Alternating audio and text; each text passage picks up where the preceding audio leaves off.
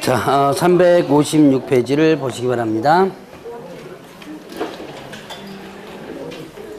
자, 이제 경매 부분은, 경매 실무 부분은 여러분들이 이제 제 과목에서는 한 문제가 나와요. 한 문제 나오고, 이제 다음 3, 4월 달에 할 매수 신청 대리 부분에서 한 문제가 나오는데, 근데 실질적으로 보면 경매 문제는 세 문제가 정도 나온다고 보시면 돼요. 왜 세 문제가 나오느냐? 민법에서 나와요. 민법의 저당권 부분과 주택임대차법 부분에서 보면 경매 관련 문제가 나옵니다. 그렇기 때문에 한 세 문제 나온다라고 생각하시면 민법 공부하는 부분과도 아마 연결될 거예요, 아마. 자, 일단 보죠. 오늘은 이제 경매 절차를 중심으로 할 텐데, 자, 경매 절차. 요 안에서 보통 이제 제 과목에서 나오는 부분이 거의 다 경매 절차에서 나와요. 자, 그래서 요거는 이제 순차적으로 여러분들이 하나씩 넘겨가면서 이제 그 내용들을 한번 보도록 하죠. 자, 일단은 경매를 신청합니다. 자, 일단 뭐 필기할 필요는 없고 어차피 3, 4월 달에 요약 프린트로다가 간단히 나갈 거예요. 자, 지금은 경매 절차를 한번 구경한다라고 생각하시면 돼요. 자, 일단은 경매 신청을 하면 경매 신청합니다. 경매 신청 누가 해요? 경매 신청 누가 하죠? 채권자가 하겠죠. 채권자. 자, 판결문 가진 채권자가 경매 신청합니다. 그럼 무슨 경매예요? 판결문 가진, 확정된 판결문 가지고 경매 신청합니다. 무슨 경매다? 예, 강제 경매. 지금 15분 전에 배웠어요. 15분 전에. 자, 판결문 가지고 한 경매 신청은 무슨 경매다? 강제 경매고, 저당권자가 경매 신청합니다. 무슨 경매다? 예, 임의 경매 이렇게 하죠. 자, 등기부에 이렇게 기재가 돼요. 몇 년, 몇 월, 며칠 강제 경매 신청 이런 식으로 기재가 됩니다. 자, 그러면 이때 경매 신청할 때 경매 비용을 예납 미리 냅니다.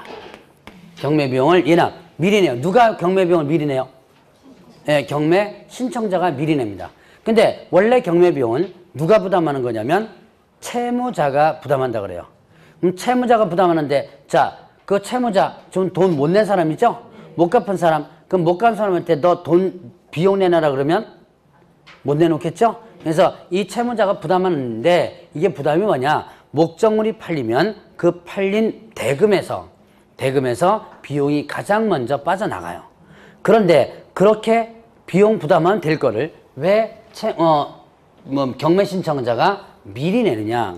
이거는 중간에 경매가 취소되거나 취하되는 될 때를 대비해서요. 자, 그러면 취소되거나 취하되면 목적물이 팔려요, 안 팔려요? 안 팔리죠. 자, 취소는 조금 있다가 하겠지만 법원에서 직권으로 절차를 없애는 거예요. 절차를 없애는 것을 뭐라 한다? 취소라고. 취하는 거예요. 이건 오늘 공시법에서 배웠을 거예요. 뭐 아까 보니까 어느 분이 있어. 공시법 선생님이 가장 인기 많은가 봐. 사랑스러운 공시법 선생님 모르겠던데. 아까 누가 이제 다 들었어. 자, 공시법에서 배웠죠? 공시법에서. 자, 다시. 취하라는 게 있습니다. 취하가 뭐예요? 취하. 취하란 신청자가 뭐예요? 걷어들이는 거예요. 여러분들 고소를 취한다 그러죠? 고소 취하. 신청자가 걷어들이는 거예요. 그러면, 자, 보죠. 경매를 취하는데 신청자가 도로 걷어들인다. 왜 걷어들여요? 왜 걷어들이죠? 채권을 받았으니까. 예, 받았으니까. 돈 받았으니까. 자, 그러면 보죠. 지금 경매를, 자, 이건 다음 주에 더 물어볼 겁니다. 경매를 걷어들이는 시점이 있습니다. 언제까지 경매를 취할 수 있을까요? 경매 취하는, 자, 소유권 넘어가기 전까지만 취하면 돼요. 소유권 넘어가기 전. 그러면 이제 요거는 이제 여러분들이 대답해야 돼요. 그럼 경매 취하는 언제까지 할 수 있죠? 제가 분명히 답을 알려드렸어요. 예, 대금 완납 전. 대금이 완납되는 순간에 소유권 넘어가죠?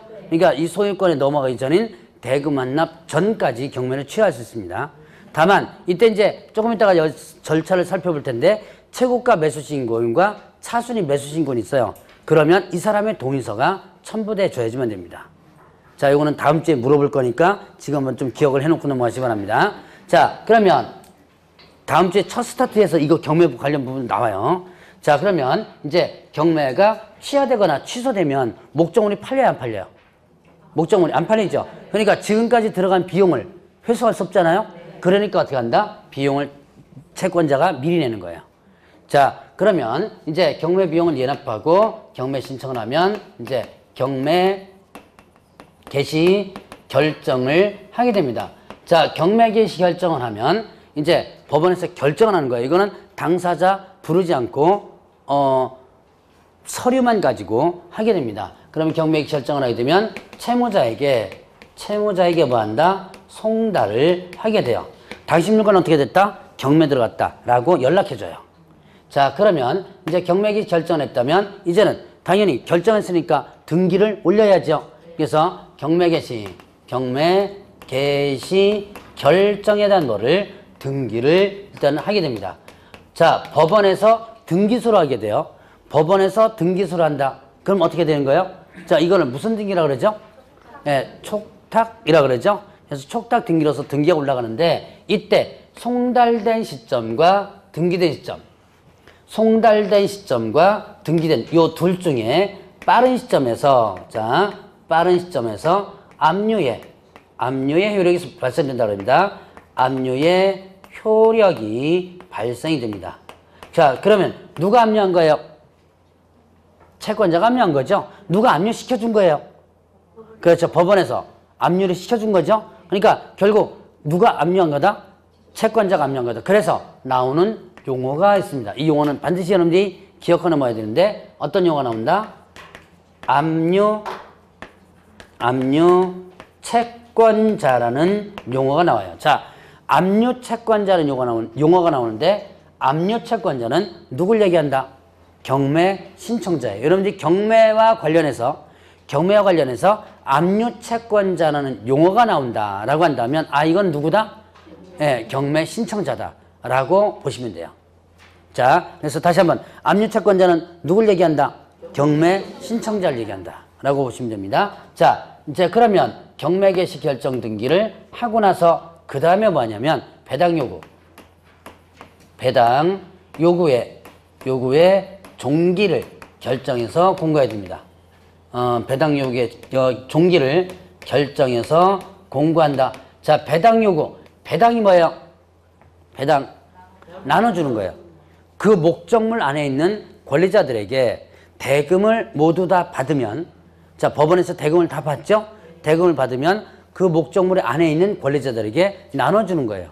근데 나눠주는 게 그냥 나눠주는 게 아니고 어떻게 나눠주는 거예요? 순위대로 일단 나눠주죠?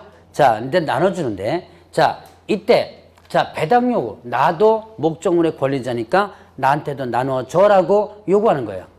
나한테도 나눠줘. 이렇게 요구하는 거거든요. 자, 그러면 이때 이제 배당 요구를 안 해도 배당받을 수 있는 사람이 있고 배당 요구를 해야지만 배당받을 수 있는 사람이 있습니다. 자, 배당 요구를 안 해도 배당받을 수 있는 사람들은 이미 법원에서 권리자라는 사실을 알고 있는 경우예요. 자, 이미 그 권리자라는 사실을 알고 있는 거. 그럼 뭘 갖고 권리자라는 사실을 알아요? 예, 맞아. 등기죠. 자, 등기부에 권리자와 금액이 있죠? 그러면 이 사람들은 여기 권리자구나 알겠죠? 그래서 등기된 권리자는 배당 요구를 안 해도 됩니다. 등기된 권리자는 배당 요구 안 해도 된다. 자, 왜? 이미 법원에서 알고 있기 때문에. 그 배당 요구 안 해도 배당해줘요. 그런데 등기되지 않은 권리자는 어떻게 한다? 배당 요구를 해줘야 돼요. 자, 그럼 등기되지 않은 권리자는 어떻게 돼요? 자, 내가 이 목적물에 지금 살고 있는 권리자다는 것을 증명을 해줘야 돼요. 배당 요구할 때는 뭐 주민등본, 그거 살고 있는 임대차 계약서, 이런 거 임차인들 있죠? 그런 거 첨부해가지고 나도 여기 목적물에 살고 있는 권리자다는 것을 증명해가지고 배당 요구를 해줘야지만 됩니다. 자, 그러면 일단 여기서 보면, 자, 배당 요구를 해야 될 사람과 배당 요구 안 해도 되는 사람, 기본적으로 구분 잡는 것을 뭘 갖고 구분 잡는다? 예, 등기 갖고 구분 잡는다. 요건 여러분들 좀 기억을 해놓으라 했어요. 자, 등기된 권리자는 배당 요구를 예, 안 해도 된다. 등기되지 않은 권리자는 배당 요구를 해야 된다. 물론 이제 등기된 권리자도 이제 조금 더 깊이 들어가면 첫 경매 개시 결정 등기라는 조건이 있습니다. 근데 굳이 이제 거기까지는 여러분들 일단 1차적으로 기억하지 말고 요 두 가지만 기억하면 돼요.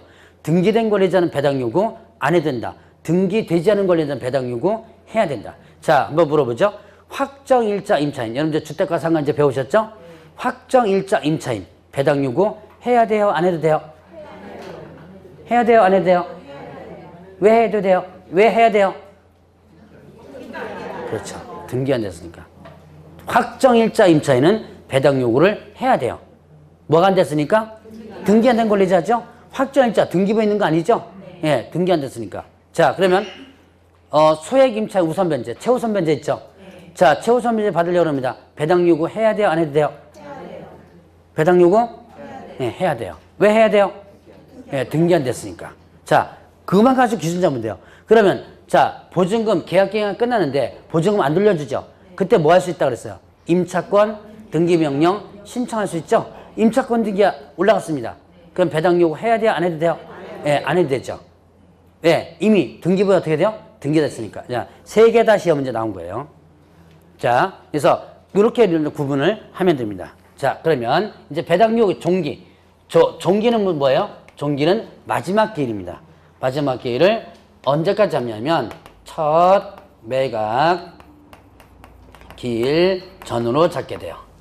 첫 매각 기일 첫 번째 파는 날 전으로 배당 요구 종기를 일단 잡아서 배당 요구를 할 수 있도록 합니다. 그리고 종기 결정권가 난 다음에 이제 매각 준비 들어갑니다. 매각 준비 들어가요. 자, 매각 준비 들어가는데 자, 일단은 현황 조사합니다.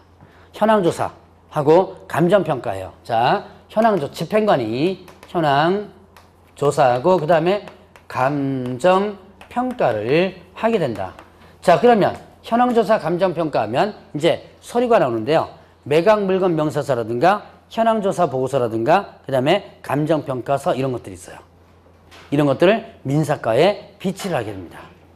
자, 근데 지금은 굳이 이제 원래 규정상으로는 민사과에 매각기일 7일 전, 일주일 전까지 비치하도록 되어 있는데 굳이 지금 민사과까지 안 가도 됩니다. 어디에 다 올라오냐면 인터넷에 다 올라옵니다. 여러분들이 자, 지금 경매 한번 저번에도 한번 손들어라 그랬는데 경매 한번 경험해 보신 분, 낙찰 받아 보신 분, 그래도 좀 되시네요. 경매 상대편 경매 한번 신청해 보신 분 안 계신가요? 경매 당해 보신 분? 많이 당했어요? 자, 당해 보신 분도 한번 손 드셨습니다. 자, 경매를 지금 이거를 절차를 여러분이 공부를 하는데요.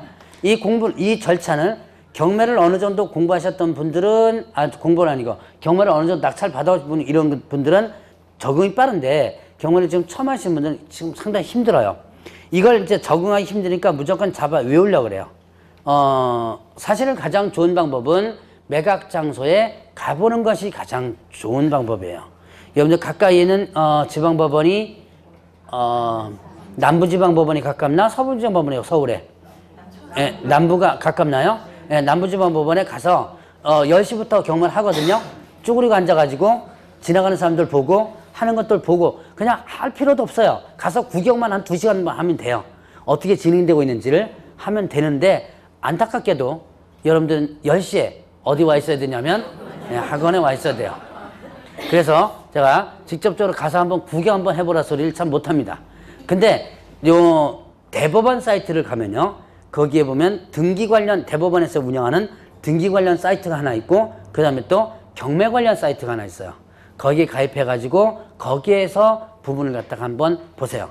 그러면 거기에 보면 매각 물건 명세서 이런 것들 사건 번호별도 다 나오고 공고되는 거 다 나오거든요. 그럼 이제 거기에 보면 또 뭐 경매란 뭐 이런 것들 쭉 나올 거예요. 거기 보면 제가 여기서 떠든 것들 안에 있는데 조금 눈에 익은 내용들이 좀 나올 겁니다. 한번 가서 한번 구경 한번 해보시기 바랍니다. 자, 그래서 이런 걸 해서 민사과에다 이제 비치를 하고 그 다음에 자 최저 매각 가격을 일단은 산정하게 됩니다. 자, 최저 매각 가격 최소한 이 정도는 팔아야 된다는 최저가를 일단 산정을 합니다. 자, 그러면 이제 최저 매각 가격을 산정을 하고 나서 법원에서는 아주 중요한 일을 하나 합니다. 요거는 여러분들 일반적으로 알아두셔도 편리합니다. 자, 최저 매각 가격 산정한 다음에 압류 채권자에까지 돌아갈 돈이 있는지를 가상 배당을 해봐요. 진짜 배당은 아니죠. 아직까지 팔리지 않았으니까. 진짜 배당이 아닌 가상 배당을 해봅니다. 압류 채권자가 누구예요? 경매 신청자죠. 그 경매 신청자에까지 돌아갈 돈이 있는지를 판단해 봅니다. 근데 자, 경매 신청자 즉 압류 채권자에까지 돌아갈 돈이 없다. 가상 배당을 해봐서 그럼 원칙적으로 경매를 취소시켜요. 왜? 자, 이제 여기서 경매 취소가 나옵니다. 왜 경매를 취소시키죠? 자, 압류 채권자 돌아갈 돈이 없다. 경매란 뭐예요? 경매란? 자, 개인과 개인 간의 채권 채무, 채권을 누구의 힘에 의해서 국가의 힘에 빌어서 회수하는 건데 실제로 회수가 돼야 안 돼요? 안 되죠. 그럼 경매의 의미가 없죠. 그러니까 원칙적으로 경매를 취소시키는 거예요. 그런데 이제 예외가 있습니다. 자, 압류 채권자가 남을 만한 가격을 정하여 그 가격대로 팔리지 않는다면 내가 직접 사겠다라고 약속을 하고 보증금을 제공한다면 그러면 경매가 진행돼요. 자, 잠깐 보죠. 자, 최저 매각 가격이 100만 원입니다. 100만 원 최저가예요. 그런데 최저가 100만 원을 가지고 압류 채권자에게 돌아갈 돈인지를 가상 배당을 해보니까 얘한테까지 한 푼도 돌아갈 돈이 없어요. 그러면 이제 압류 채권자에게 통지합니다. 당신한테 돌아갈 돈 없다 통지하는 거예요.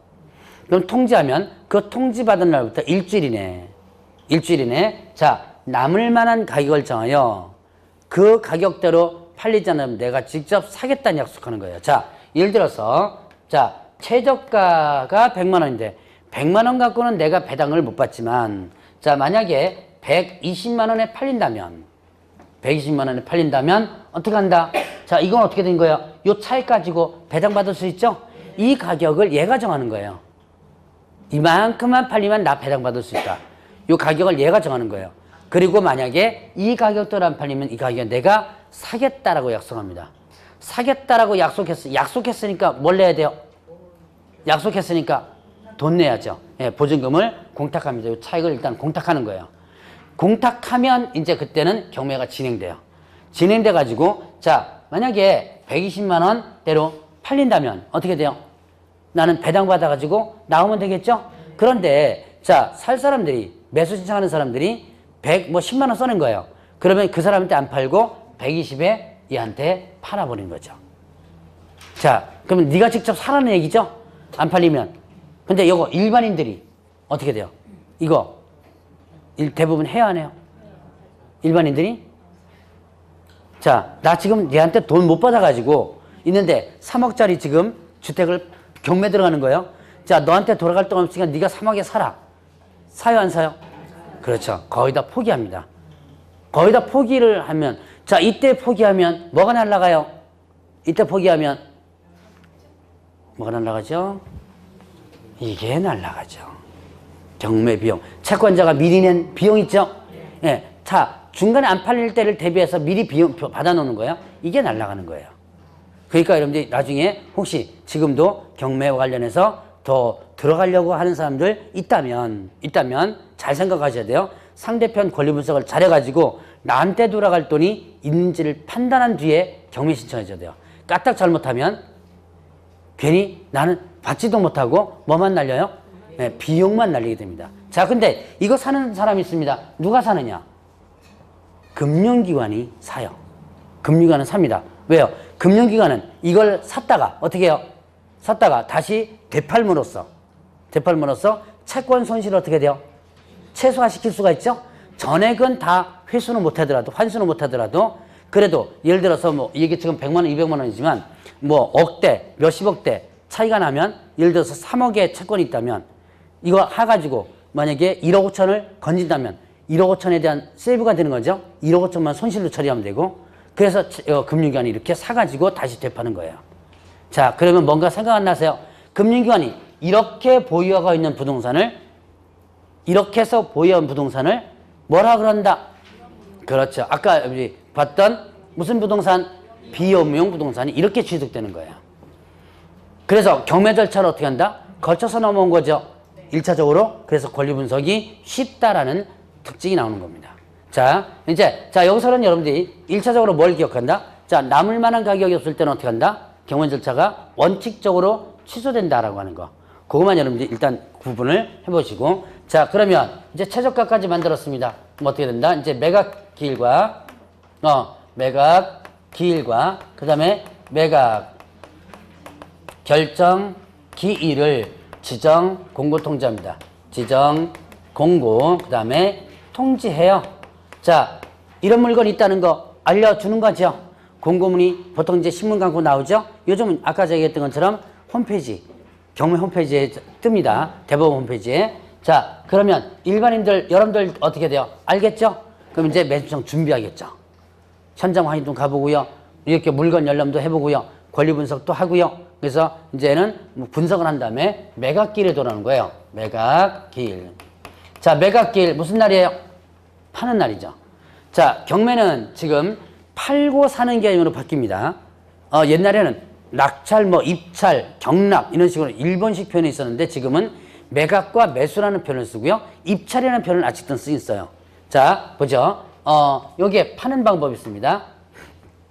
입찰 방법. 자, 입찰 방법은 어떻다? 입찰 방법은 세 가지. 기일 입찰이 있고요. 그 다음에 또 기간 입찰이 있고요. 그 다음에 뭐가 있냐면 호가 경매가 있어요. 호가 경매가 있습니다. 자, 기일 입찰, 기일 날을 잡아서 하는 거죠. 며칠 날 하는 기일. 그날 가서 하는 겁니다. 우리나라에 99%예요, 이게. 자, 그 다음에 기간 입찰, 기간을 정하는데요. 일주일 이상 1개월 이내 기간을 정해요. 그 기간을 정한 다음에 그 기간 안에 뭐 한다? 그 기간 안에 일단은 입찰할 수 있도록 하는 겁니다. 그래서 이 기간을 정하는 것은 보통 이제 우편으로도 가능해요. 우편 접수도 가능한 것이 기간 입찰입니다. 한동안 시도하다가 요즘은 거의 안 해요. 자, 그 다음에 호가 경매는 자, 날을 잡아서 기일, 날 잡아가지고 호가가 뭐예요? 호가. 부르는 거죠, 부르는 거. 여러분들 텔레비전은 많이 본 거예요. 자, 100원부터 시작합니다. 그러면 이쪽에서 110원, 110원 계속 불러나가는 거죠. 이거 호가 경매. 자, 세 가지 방법이 있다. 자, 그러면 이제 매각 기일 날, 그날 갑니다. 법원에 가면 자, 보통 이제 10시부터 시작합니다. 가보신 분은 이제 알 거예요. 10시부터 시작을 하면 이제 가서 이제 웅성웅성거리면 이제 그때부터 이제 집행관이 와가지고 주의사항을 줍니다. 자, 법정 안에서는 그 금기사항들이 있어요. 이러이러한 사항을 하면서 안 된다. 그 다음에 또 이 기본적으로 그냥 경매 절차에서 이런 행위를 하면 안 된다. 뭐 이런 것들. 자, 고지를 시켜주고 나서 입찰 개시를 합니다. 자, 이제 개시가 되면 자, 입찰표를 작성을 하게 됩니다. 한 장짜리 이제 작성을 해요. 입찰표를 작성을 하고, 자, 그 다음에 매수 신청 보증금을 내게 되는데, 이때 매수 신청 보증금은 최저 매각 가격이 얼마냐면 10%예요. 자, 다시 한번. 최저 매각 가격이 얼마? 10%. 최저 매각 가격 10%를 매수 신청 보증금으로 낸다. 자, 그러면 입찰표 한 장 쓰고요. 보증금, 이거 하나의 계약금조예요. 면적 보증금. 자, 이건 이제 수표로 바꿔가지고 일단은 봉투에다 넣습니다. 우편 봉투 같은 보증금 봉투가 있어요. 거기다 넣고 입찰 봉투가 이만한 봉투가 있어요. 그 안에 넣어가지고 풀칠해가지고 함에 집어넣어요. 자, 입찰이 개시되면 1시간 이내에는 종결할 수 없다 그래요. 규정상에. 그럼 이제 여러분들이 집행관이 기다렸다가 1시간이 지난 경과된 뒤에는 이제는 종결시킵니다. 근데 이제 법원마다 달라요. 왜냐하면 사람이 많을 수도 있고 적을 수도 있고 물건이 많을 수도 있고 적을 수도 있죠. 그러니까 어쨌든 1시간 이내는 종결시키지 못하도록 되어 있고 1시간 뒤에는 상황에 따라서 이제 종결 시간이 조금 다릅니다. 자, 그러면 이제 이렇게 해서 끝나게 되면 이제 입찰이 종결되면 이제 함을 뜯죠. 뜯어가지고 봉투를 다 뜯어가지고 다 확인을 한 다음에 가장 많이 써는 사람을 뭘로? 최고가 매수 신고인으로 선정을 합니다. 자, 최고가 매수 신고인으로 선정한다. 누가 사건 번호 몇 번에 대해서 누가 얼마 써내가지고 최고가 매수 신고인이 됐습니다라고 일단은 호창 공고를 하는 거예요. 호창 부르고요. 그 다음에 또 차순위 매수 신고를 할 수 있도록 하는데 이 차순위 매수 신고인을 선정하는 거예요. 자, 차순위 매수 신고인 얘는 뭐예요? 얘는 소위 말하는 뭐죠? 후보자를 뽑아놓는 거죠. 후보자를 뽑아놓는 거예요. 그러면 자, 왜 후보자 뽑아놔요? 얘가 돈을 못 냈거나 아니면 또 부적격자이거나 그럴 때 얘한테 못 팔고 안 파는 경우가 있죠. 자, 이때를 대비해서 후보자를 뽑아놨는데 자, 이 차순위 매수 신고인은 법원에서 지정하는 게 아니라 자, 법원 직권으로 너 해라고 지정하는 게 아니라 자기가 원하면 신청할 수 있습니다. 그럼 어떤 물건에 대해서 차순위가 없을 수 있고요. 그 다음에 자, 차순위 자격 시험 문제 상당히 자주 나오는 겁니다. 자, 11월 달에 아마 저희 경위 절차 들었지만 잠깐 들었을 거예요. 차순위 자격은 아무나 할 수 있는 게 아닙니다. 그 자격이 있어야지만 돼요. 최고가 매수 신고인이 써낸 금액에서 보증금액을 뺀 액수를 넘을 때만 할 수 있다. 자, 다시 한번 차순위 자격은 어떻게 된다? 최고가 매수 신고인이 써낸 금액에서 보증금액을 뺀 액수를 넘을 때만 할 수 있다. 이때 넘는다는 것은 무슨 뜻이에요? 뭐뭐를 넘는다. 초과라는 개념이에요. 자, 두 번 얘기했는데 그래도 여러분들이 좀 기억이 감이 안 잡힌다면 자, 일단 한번 보죠. 자, 이제 360페이지 제가 차순위 하는 부분이 있습니다. 자, 최고가 매수 신고인이 써낸 금액에서 보증금을 뺀 액수를 넘을 때만 할 수 있다고 했습니다. 자, 최저가가 100만 원이에요. 최저가가 100만 원입니다. 그런데 어떤 사람이 120만 원을 써냈어요. 이게 뭐냐면 최고가입니다. 최고가 매수 신고이에요. 그러면 이 사람 보증금 얼마 냈어요? 자, 다시 한번 매수 신청. 이 시험 문제 엄청나게 잘 나와요. 지금 아마 이거만 횟수만 따져도 한 6번 나왔습니다. 엄청나게 잘 나온다고 해야지만 기억해요. 자, 매수 신청 보증금은 얼마다? 최저 매각 가격이 얼마? 10만 원. 자, 10만 원이 알고. 아, 오늘 또 왜 이러냐. 자, 최저 매각 가격이 얼마? 10%. 자, 최저 답을 벌써 얘기했네. 자, 최저 매각 가격이 얼마다? 10%. 자, 그럼 여기서 결국 이거에 뭐예요? 이거에 10%죠? 그러니까 얼마? 10만 원. 자, 이 사람은 120만 원 써낸 사람은 어떻게 된다? 보증금 얼마 냈다? 10만 원을 낸 거죠. 자, 그러면 최고가 매수 신고인이 써낸 금액에서 10만 원, 즉 보증금을 뺀 액수를 넘을 때만 할 수 있다. 요걸 빼서 얼마 나와요? 110 나오죠? 110보다 넘어야지만 된다. 자, 그러면 111만 원으로 한번 해보죠. 자, 요즘은 1000단위로 적을 수 있는지 모르겠네요. 제가 예전에 할 때는 그 만 단위로다가 적었었는데 금액을 요즘은 1000단위까지 적을 수 있는지 모르겠습니다. 자, 어쨌든 저는 그냥 만 단위로 한번 해보죠. 자, 보겠습니다. 그러면 여기서 보죠. 지금 여기에서 보면 자, 110보다는 높죠. 자, 얘부터 시작해서 요 밑에까지 해가지고 얘가 이제 최고가니까 요 사이에 있는 사람들이 최고가 차순위 매수 신고를 할 수 있어요. 이렇게 제한시킨 이유가 있습니다. 자, 얘가 돈 못 내면 누가 돈을 내요? 차순위가 돈을 이제 차순위 넘어가죠. 차순위가 얼마 사는 거예요? 얼마 사는 거죠? 111만 원. 자, 너 최고가가 120 했으니까 너도 120 해. 이게 아니죠? 내가 111만 원에 사기로 했으니까 111만 원에 사는 거죠. 얘가 샀어요. 얘가 차순위라고 치고. 그러면 이제 이때 요 10만 원이 문제입니다. 10만 원 누가 낸 10만 원이에요? 최고가. 얘가 낸 10만 원 있죠? 보증금 이거 돌려줘야 안 돌려줘요? 안 돌려주죠? 몰수됩니다. 이거. 이게 뭐라 그랬어요? 계약금조죠. 계약 위반했으니까 이거는 돌려주지 않습니다. 이건 돌려주지 않고 법원에서 갖느냐? 법원에서 갖는 건 아니에요. 배당금액에 합산하게 됩니다. 20만 원을 어디에요? 배당금액에 합산해야 된다. 그럼 배당금액이 얼마가 되는 거예요 지금? 121만 원. 이 효과를 내기 위해서요. 그럼 어떤 효과예요? 누구한테 팔아도 차순위한테 팔아도 배당금액은 최소한 누가 써낸 것보다 높아요. 최고가가 써낸 것보다 높죠. 누구를 보호하기 위해서?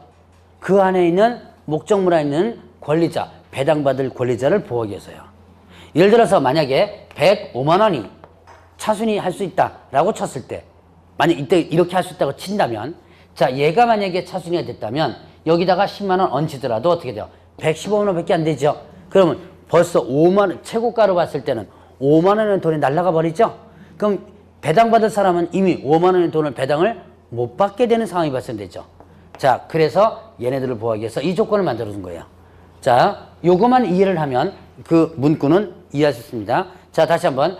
자, 차순위 매수 신고는 차순위 매수 누가 할 수 있다? 최고가 매수 신고인이 써낸 금액에서 보증 금액을 뺀 액수를 넘을 때만 할 수 있다. 자, 요거 일단 기억을 좀 해야 되는데 시험 문제 잘 나왔습니다. 그러면 최고가고 차순위 일단은 선정한 다음에 나머지 떨어진 사람들은 어떻게 한다? 보증에 대해서 반환을 해주게 됩니다. 보증 반환 신청하면 그 자리에서 바로 돌려줘요. 자, 그럼 매각기일이 이제 끝나가고 매각 결정 기일이 돌아오는데 매각 결정 기일은 이거는 파느냐 마느냐 이 사람에게 파느냐 마느냐를 최종적으로 결정한 날입니다. 파느냐 마느냐를 최종적으로 결정한 날인데 이거는 매각 기일로부터 일주일 7일입니다. 일주일 이내로 정해야 돼요. 그래서 파느냐 마느냐 결정한다 그래서 이거를 실무 용어로는 매각 허부 결정이다 라고 합니다. 매각 허부 결정이다라고 표현을 해요. 자, 그러면 매각이 자 허가 되는 거 허부 허가 되는 거 뭐예요? 거부되는 거예요. 매각이 어떻게 돼요? 불허가 되는 거죠. 자, 매각이 불허가 된다. 매각 불허가 됩니다. 어떤 경우에 경매에 참가할 수 없는 자가 참가한다면. 자, 여러분들 교재 경매에 참가할 수 없는 자 부분을 한번 잠깐 363페이지에 있는 것 같네요. 자, 363페이지 맨 밑에 매수 신청에 제한받는 자 있죠? 거기 보니까 대표적으로 뭐예요? 일단 채무자 참가할 수 없어요. 채무자 참가할 수 없고 재매각에서 전매매수자 363페이지 맨 밑에 부분에 있습니다. 자, 그 다음에 그 다음 페이지로 넘어가면 자, 집행관. 자, 여기 물건조산, 현황조산, 집행관, 그 다음에 감정평가사 이런 자 참가할 수 없고 자, 그 다음에 이 경매가 진행되고 있는 법원 직원들, 법관 참가할 수 없어요. 예를 들어서 서울 남부지방법원에서 지금 경매가 진행 중이라면 그 남부지방법원에 있는 직원이나 법관이나 거기 거는 참가할 수 없습니다. 자기 법원권 참가할 수 없어요. 그러니까 이 직원들은 어떻게 돼요? 법관의 직원들은 다른 법원권 참가할 수 있는데 자기가 하는 부분에서 있다면 참가할 수 없습니다. 그 다음에 또 이제 여기 경매 절차에서 형법상 위반의 의로 자, 이거는 이제 잘 한번 듣고 넘어가세요. 다음 파트 때 또 써먹겠습니다. 형법상 위반의 의로 경매 절차에서 확정 판결 받게 된다면 확정 판결로부터 2년이 경과되지 않은 자 참가할 수 없습니다. 자, 만약에 이렇게 참가할 수 없는 사람들이 참가를 했다. 그럼 어떻게 돼요? 법원에서는 이 사람을 걸러내겠죠? 걸러내 매각이 거부되는 거예요. 불허가 되는 거죠. 자, 그 다음에 또 매각이 불허가 되는 경우 또 하나 있습니다. 뭐냐면 농지. 이건 시험 문제 몇 번 나온 거예요. 자, 농지는 아까도 잠깐 얘기했듯이 뭘 발급받아야 돼요? 농지 취득, 자격증명 발급받아줘야지만 되죠? 자, 근데 농지 취득 자격증명을 발급받아가지고 언제까지 제출하도록 되냐면 매각 결정 기일 이날까지. 자, 실무사연서는 10시입니다. 자, 매각 결정 기일까지 제출을 하도록 하고 있어요. 만약에 농지 취득 자격증명을 발급받지 못한다면 매각이 불허가 돼요. 그러니까 혹시나 여러분들이 농지 쪽을 토지 쪽도 괜찮아요. 토지 쪽 특히 시골 쪽은요. 값이 꽤 많이 떨어지거든요. 조금 이따가 얘기했지만 유찰될 때는 막 30%까지 막 떨어지기 때문에 가격이 꽤 괜찮은 경우도 있어요. 그런데 문제는 이거는 농지증을 발급받아야 되는 상황이 발생됩니다. 자, 그럴 때 미리 가서 내가 농지증 발급받을 수 있는지를 일단 확인해 보셔야 돼요. 그거 확인 못하고 덜커덕 낙찰받아 놓고 이제 농지증 제출해야 된다 그러니까 부랴부랴 가서 관청에 가면 해줘야 하는죠. 안 해주면 이제 그때부터 이제 담당 공무원 완전 들이볶습니다. 왜? 농지증 발급 못하는, 자, 제출 못하면 어떻게 돼요? 매각이 어떻게 되고? 불허가 되죠. 매각 불허가 되는 순간에 뭐 날라가요? 그렇죠. 이거 날라가요, 이거. 둘째 이거 날라갑니다. 그러니까 여러분들이 미리미리 확인을 해줘야 돼요.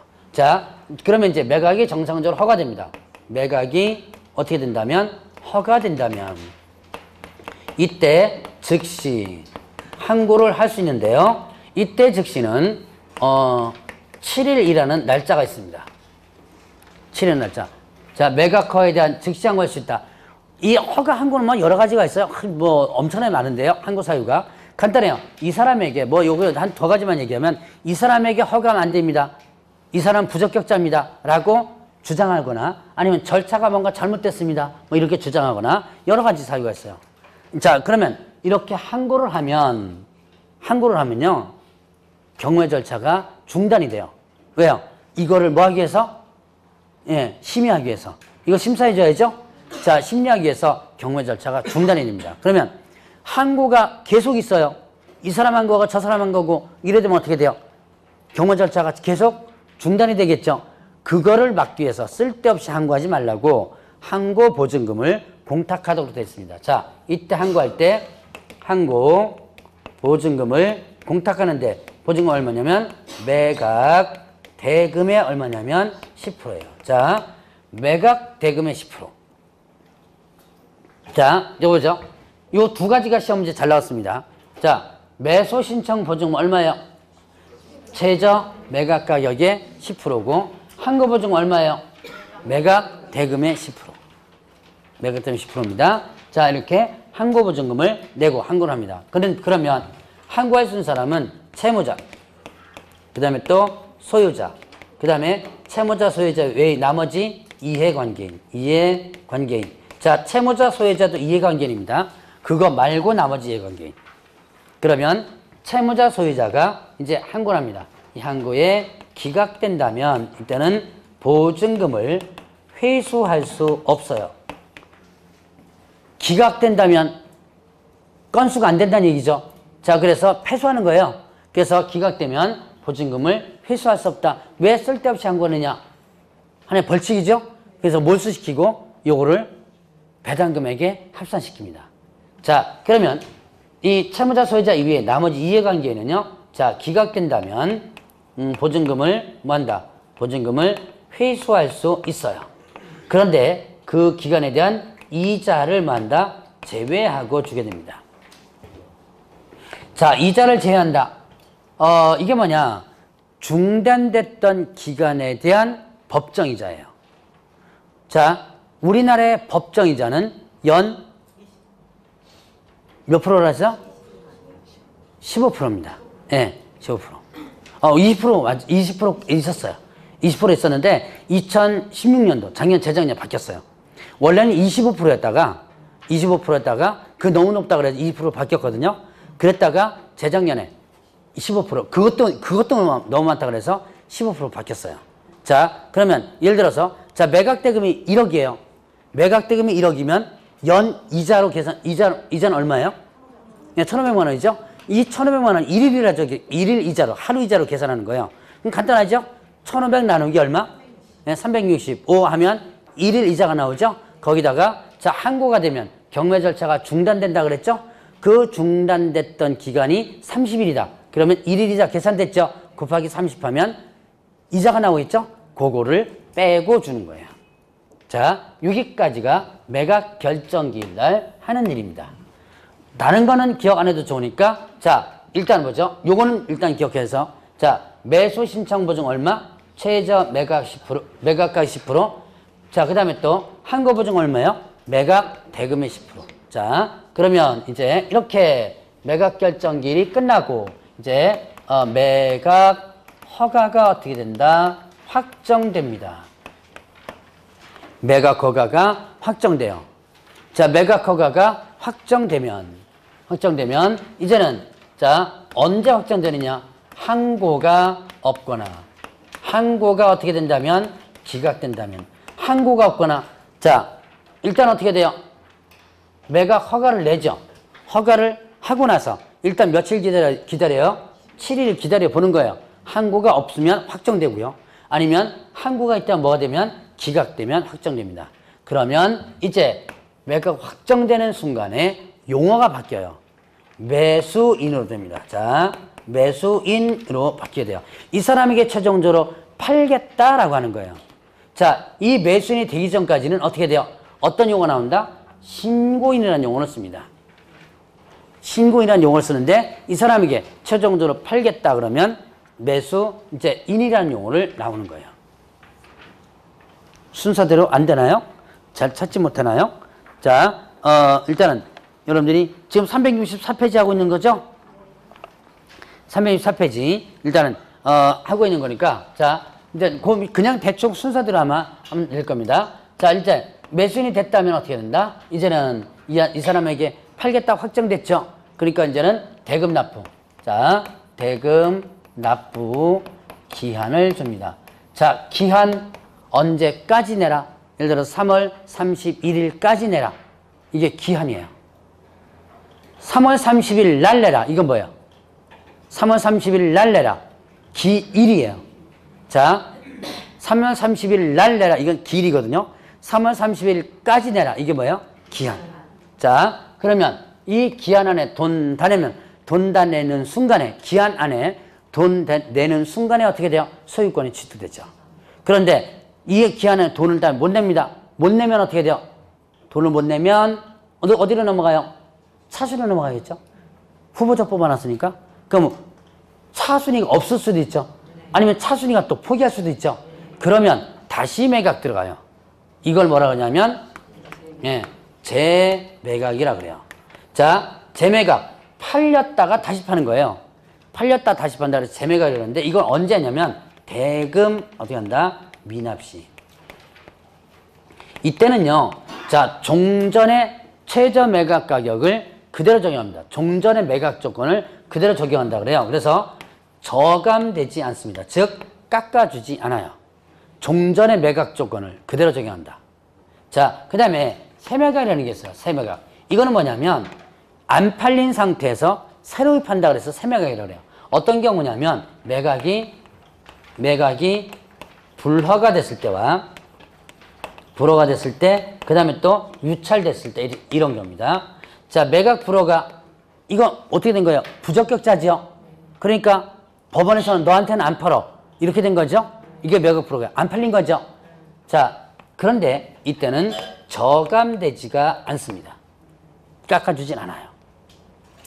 자, 종전의 매각 조건을 그대로 적용한다고 합니다. 자, 유찰됩니다. 유찰이 뭐예요? 응찰자가 매수하려는 사람이 없는 거죠. 그래서 이때 안 팔리니까 다시 파는 거예요.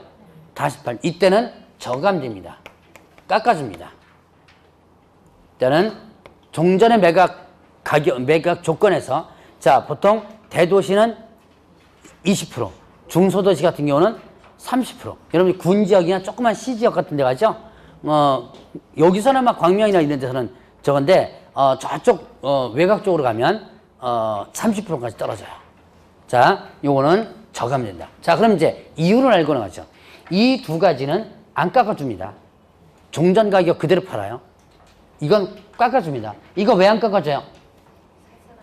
네, 살 사람이 있으니까. 자, 이거 여러분들 한번 간단하게 구분하면 돼요. 자, 이 두 사람은 뭐가 문제예요? 사람이 문제죠. 물건이 문제가 아니죠. 그러니까 얘가 돈 못 냈거나 얘가 부적격자거나 사람이 문제죠. 물건이 문제가 아니에요. 그러니까 안 깎아주더라도 살 사람이 있겠죠. 근데 이거는 뭐가 문제예요? 물건이 문제니까 깎아줘야지만 팔리겠죠. 그래서 깎아주는 거예요. 자, 그렇게만 여러분들 일단 이해하면 돼요. 근데 혹시나 여러분들이 나중에 재매각 물건 조심해서 사세요. 이거는 권리 분석 잘못해가지고 포기하는 경우에 물건이 많아요. 그러니까 뭐까지 해가지고 매수인까지 이제 매각 허가 확정됐는데 나중에 보니까 분석 잘못됐거든요. 그래서 포기하는 물건들이 대부분입니다. 이게는 사실은. 그래서 요거는 일단은 제가 지금 금방 요런 저감된다 안 된다 이거는 시험자마다 나온 겁니다. 저감된다 안 된다 이유를 설명하기 위해서 이거는 사람이 문제고 이거 물건이 문제고 이렇게 했지만 나중에 재매각 물건은 다시 한번 봐야 될 필요성이 있어요. 어쨌든 요거는 여러분들이 좀 기억해야 될 부분이고, 자, 대금 납부 기한 안에 돈 다 내면 이제 배당 기일을 지정해서 실시하는데요. 자, 이거는 배당 순서와 관련된 부분은 요번에 안 하고 다음 파트에 하도록 하겠습니다. 민법에서도 아마 조금 배울 부분이 있을 거예요. 자, 그러고 나서 소유권 이전 등기 촉탁 들어갑니다. 소유권 이전 촉탁 들어가면서 자, 인도 명령 신청을 할 수 있도록 하는데 자, 인도 명령 신청. 인도 명령이 뭐예요? 인도 명령 쫓아내는 거예요. 쫓아내는 거. 자, 인도 명령 쫓아내는 건데 원래 쫓아내는 방법이 두 가지가 있다고 그랬어요. 뭐냐면 명도 소송이 있고 그다음에 또 인도 명령이 있습니다. 명도 소송은 이거는 소송이에요. 대법원까지 올라가면 2년 넘게 걸리고요. 돈도 많이 걸립니다. 제가 옛날에 저 민사소송 한 번 했는데 고등법원까지 올라갔는데요. 정확하게 고등법원까지 가서 판결 나는 시간이 1년 2개월이었어요. 그게 총 14개월. 거기다 이제 대법원까지 올라가면 또 대법원도 계류 사건이 많아가지고요. 되게 또 오래 걸려요. 대법원 올라간다 그래서 뭐 한 1, 2개월 떨커덕 하는 게 아니라 대법원은 하나 올라가죠. 그래서 꽤 오래 걸립니다. 그냥 2년 넘게 걸려요. 자, 그래서 이런 거 같은 경우는 여러분들이 이제 이 명도 소송은 되게 힘들어요. 그래서 산 사람에게 특혜를 주는 것이 바로 뭐냐면 인도 명령입니다. 자, 그러면 법원에다가 인도 명령 신청을 하게 되면 법원에서 인도 명령서를 하나 주거든요. 그게 명도 소송의 판결문과 같은 개념이에요. 그럼 그거 가지고 나중에 어떻게 돼요? 이제 그 목적물 안에 있는 사람들 어떻게 돼요? 쫓아내면 되겠죠. 자, 쫓아낼 사람들이 누가 있냐면 그럼 인도 명령 신청은 대금 완납일로부터 보통 6월 이내 해줘야 돼요. 자, 대금 완납일로부터 몇 월 이내? 6개월 이내. 이거는 특혜를 주는 거기 때문에 이 안에 만약에 안 하면 이제는 인도 명령 신청을 못 합니다. 그냥 소송으로 들어가 줘야지만 돼요. 자, 그리고 채무자, 그 다음에 또 소유자, 그 다음에 또 부동산 위의 점유자에 대해서 할 수 있는데요. 이 점유자가 매수인에게 대항할 수 있다면 이때는 인도 명령 대상이 안 됩니다. 매수인에게 대항할 수 있다면 누가 책임져야 되는 거예요? 매수인이 책임져 줘야 되는 거예요. 자, 그러면 매수인이 책임져 줄 부분이 있는데 그게 바로 이제 권리 분석입니다. 자, 요까지가 절차예요. 자, 요 절차는 여기 안에서 시험 문제가 지금 상당히 잘 나옵니다. 반드시 기억을 해놔야 될 부분이에요. 많죠? 예. 다 외우려고 그러지 말고 수업을 한 3번 정도 들어보세요. 듣다 보면 조금씩 좀 정리가 하면 좀 될 겁니다. 자, 보죠. 이제 여기까지 해서 절차를 한번 봤으니까 여러분들 교재에 보면 이제 거기 369페이지 이제 권리 분석을 보죠. 지금 사실은 경매에서 실전 경매에서 중요한 것은 권리 분석이에요. 자, 근데 저는 무슨 용 강의냐? 제가 경매할 때마다 늘 강조하는 거. 저는 무슨 용 강의다? 시험용 강의다. 할 때마다 강조합니다. 저한테 경매 실전 물어주지 마세요. 저 모릅니다. 실전용은 이거 사실 아무 쓰잘데기 없어요. 여러분들이 경매 이제 실전에 가죠? 아무 쓸데기 없어요, 이거. 그냥 법원에서 시키는 대로 하면 돼요. 언제까지 뭐 갖고 오세요? 그럼 갖고 오면 되고요. 돈 언제까지 내세요? 그러면 내면 되고요. 시키는 대로 하면 됩니다, 이거. 그런데 시험 문제 나오니까 제가 이거를 중요시하는 겁니다. 자, 이제 여러분들 실전에서는 이건 아무 쓰잘데기 없는데 진짜 실전에서 필요한 건 권리 분석이에요. 자, 그러면 권리 분석에서 보니까 뭐냐면 소재주의와 소재주의와 그 다음에 또 뭐가 있다? 인수주의. 이렇게 두 가지가 있어요. 이제 권리 분석을 봅니다. 자, 오늘은 이제 권리 분석 기초만 한번 하고 넘어갈까요? 자, 소재주의를 또 뭐라고 표현하냐면 소멸주의 이렇게도 표현을 해요. 다른 교재 같은 데 소멸주의 이렇게도 나옵니다. 소재란 말은 사실 일본식 표현인데 제가 이제 머릿속에 자꾸 소재라는 개념으로 자꾸 들어가 있으니까 자꾸 이렇게 쓰더라고요. 보니까. 자, 소멸주의라고도 하는데요. 자, 인수주의. 자, 소멸주의는요. 매각 후 권리가 소멸됩니다. 매각 후 권리가 소멸된다. 자, 인수주의는요. 매각 후에 권리가 어떻게 된다? 매수인에게 인수가 되는 거예요. 자, 소재주에는 매각하고 권리가 소멸된다. 이게 무슨 말이에요? 자, 경매가 되면 그 목적물 안에 있는 권리자, 권리가 어떻게 되는 거예요? 권리가 없어져 버리는 거예요. 자, 이게 이제 소재주예요. 없어지니까 등기된 권리 같은 경우, 등기되지 않은 권리는 이제 자동적으로 없어지고요. 등기된 권리자 같은 경우는 이때 소유권 이전 등기할 때 말소 촉탁을 같이 들어갑니다. 이전 등기 촉탁도 들어가지만 말소 촉탁도 같이 들어가요. 그래서 권리가 없어진다. 그 권리가 없어지니까 저 새로운 매수인에게, 자, 이거는 대항할 수 있다 없다? 새로운 매수인에게, 자, 이 없어진 권리니까 새로운 매수인에게 대항할 수 없다. 자, 그러면 인수주의는 매각 후 권리가 어떻게 돼요? 매수인에게 인수가 되죠. 그럼 권리가, 그 목적물 안에 있는 권리가 없어지지 않고요. 없어지지 않고 누구한테 넘어가는 거예요? 예, 새로운 매수인에게 넘어가는 거예요. 그러니까 등기가 될 때 소유권 이전 등기 이제 들어가죠? 이때 말소되지 않고 그 권리자의 등기가 그대로 넘어가 버린 거예요. 자, 그러면 얘는 새로운 매수인에게 어떻게 한다? 대항할 수 있는 권리입니다. 그러면 보죠. 여기에서 둘의 공통점이 있어요. 이제 대항할 수 있다 없다 이것만 하는 게 아니라, 자, 이걸 이해해 줘야 돼요. 둘의 공통점. 즉 소재되는 권리자와 인수되는 권리자의 공통점이 있습니다. 공통점이 뭐냐? 둘 다 돈을 못 받았어요. 자, 다시 한번. 둘의 공통점. 둘 다 뭐를 못 받았다? 돈을, 즉 변제를 못 받았다. 다 못 받은 거예요. 왜 못 받은 거예요? 왜 못 받은 거예요? 그렇죠. 후순위니까. 선순위면 다 받겠죠? 예, 배당 순서에서, 배당 순위에서 선순위면 다 받겠죠, 당연히. 근데 후순위다 보니까 어떻게 돼요? 앞순위 다 잘라먹고 나니까 뒤에까지 남을 돈이 없죠? 그러니까 후순위인 거예요. 후순위에서 돈을 못 받았어요. 자, 이제 공통점. 둘 다 뭘 못 받았다? 돈을 못 받았다. 배당을 못 받은 거예요. 그런데 그 못 받은 돈을 소재주의 권리는 어떻게 돼요? 대항할 수 없으니까 어떻게 돼요? 이 못 받은 돈을 누구한테 달라고 할 수 없다? 예, 매수인. 새로운 매수인이죠? 얘한테 달라고 할 수 없는 거예요. 근데 인수주의는 어떻게 돼요? 인수되는 권리는 돈 다 못 받았죠? 내가 후순위예요. 돈 못 받았어요. 근데 어떻게 돼요? 그 못 받은 돈을 누구한테? 예, 매수인. 얘한테 달라고 할 수 있는 권리라는 거예요. 그러면 자, 이 두 가지를 어떻게 한다? 기준을 잡아야 되는데, 자, 이 기준 잡는 권리를 뭐라 하냐면 말소 기준 권리라고 합니다. 기준 권리라 그래요.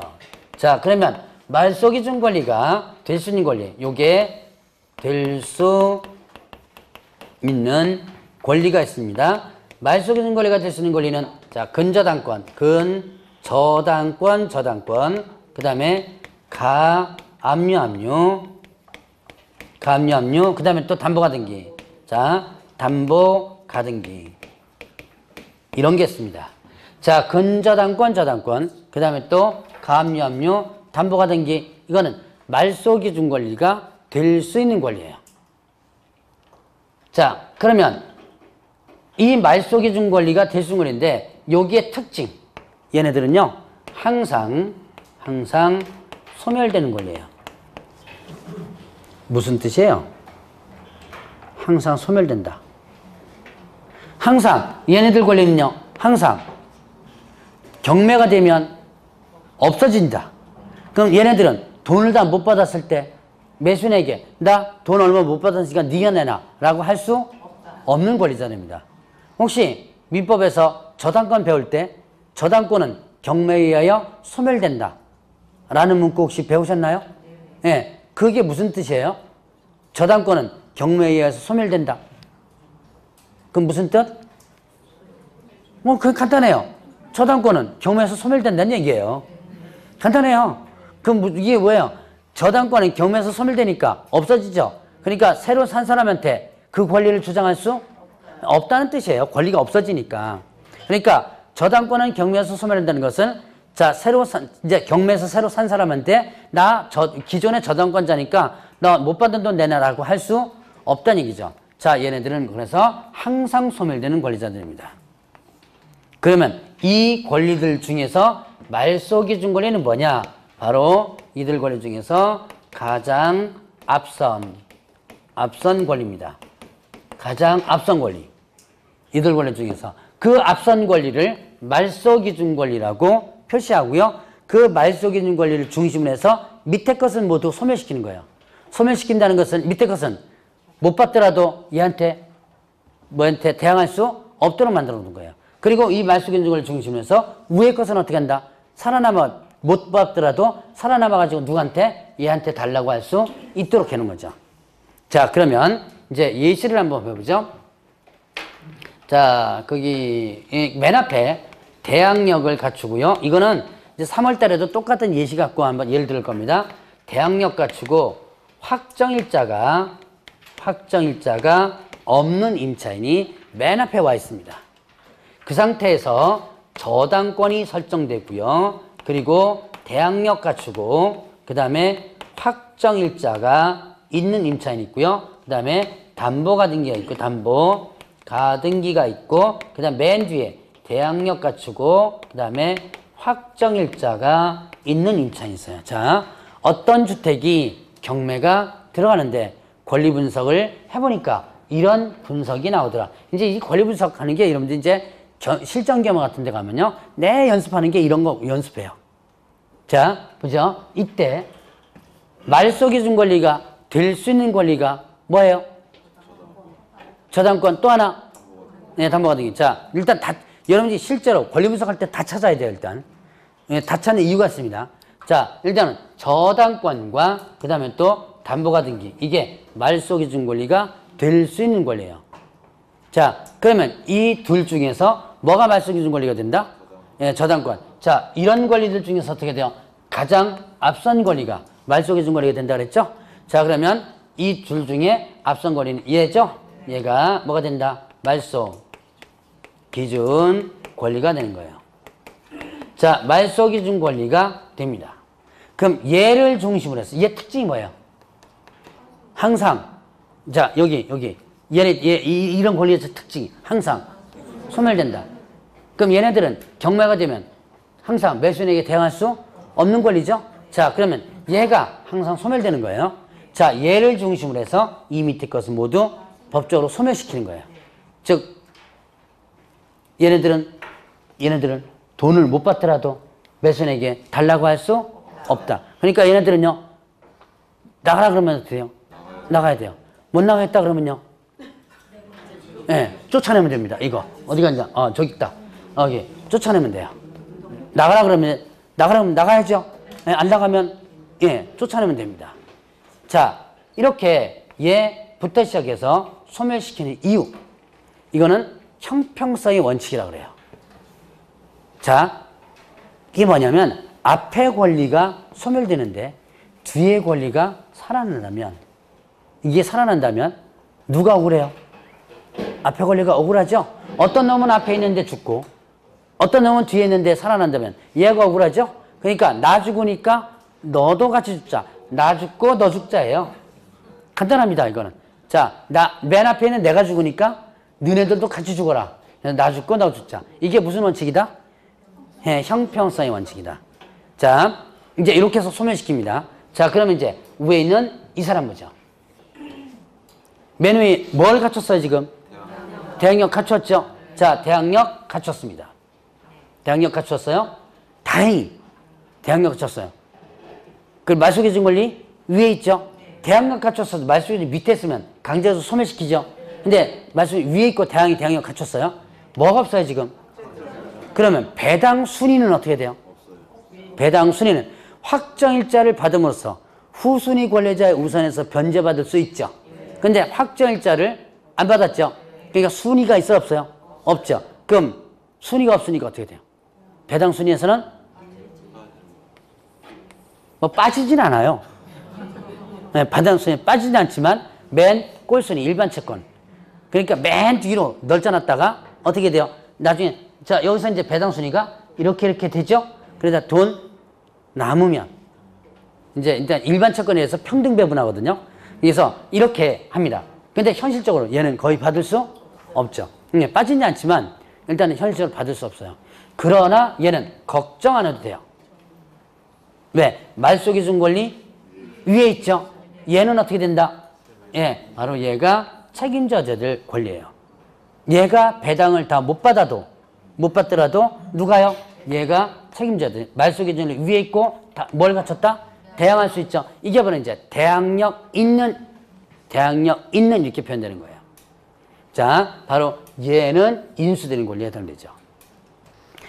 기본적으로 말소기준 권리를 중심으로 해서 위에 것은 일단 기본적으로 살아납니다. 라고 일단 여러분들이 보시면 돼요. 자, 바로 얘가 인수되는 권리에 해당된다. 그러니까 이런 권리자가 많은데도 불구하고 만약에 분석 잘못해가지고 들어갔다가 포기하는 경우들도 종종 있어요. 그래서 권리 분석이 상당히 중요하다라는 부분이에요. 오늘은 여기까지 하는데 다음 파트는 요거 갖고도 분석을 조금 더 할 겁니다, 아마. 지금은 이 소재지의 인수제 개념만 정확히만 이해하면 됩니다. 자, 오늘은 여기까지 하고, 자, 이제 맨청 대법원 규칙은 다음 파트에 하기로 하겠습니다. 자, 다음 주부터는 맨 앞부터 다시 진도 나가죠? 자, 다음 주부터는 빠지지 말고 꼭 오셔야지만 됩니다. 자, 다음 주부터 하겠습니다.